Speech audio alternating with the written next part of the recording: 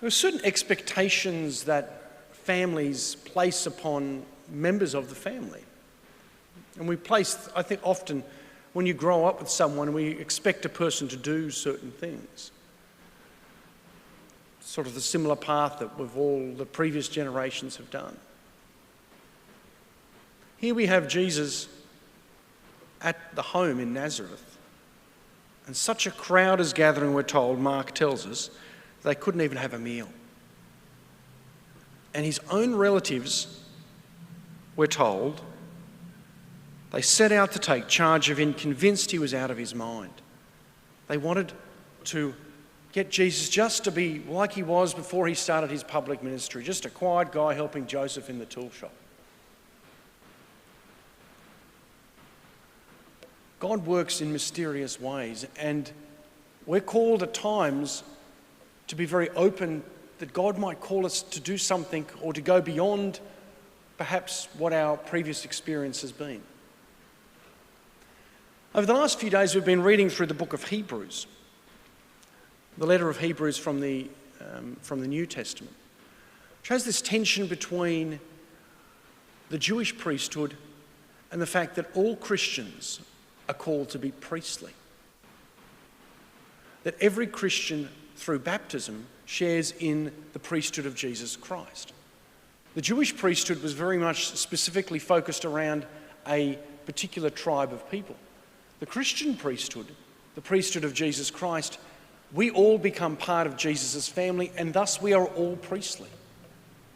In a Jewish context, there were specific places, sanctuaries in the temple that only the priests could go to. In the Christian experience, because we all become priestly, there are certain places that we can all go. People come and to read at this ambo. And we do that because, and every person can do that, because we participate in that priesthood of Jesus Christ. We're called to proclaim the good news.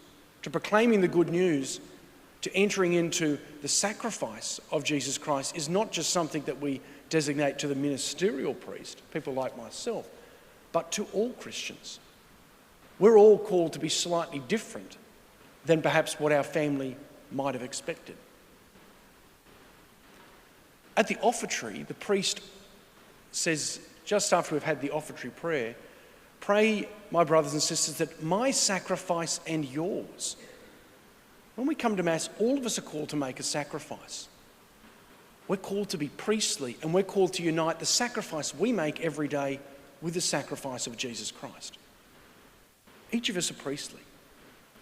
But sometimes members of our family say, oh no, this is not the way it's meant to be. They think, oh, you're sort of out of your mind almost, a bit the way that Jesus' relatives were. He's out of his mind. They want to take charge of him and to stop him from doing the great work of God. We might feel this way as well. Let's be courageous in being priestly and uniting ourselves entirely with the life of Jesus Christ. To be priestly, to proclaim, to offer sacrifice.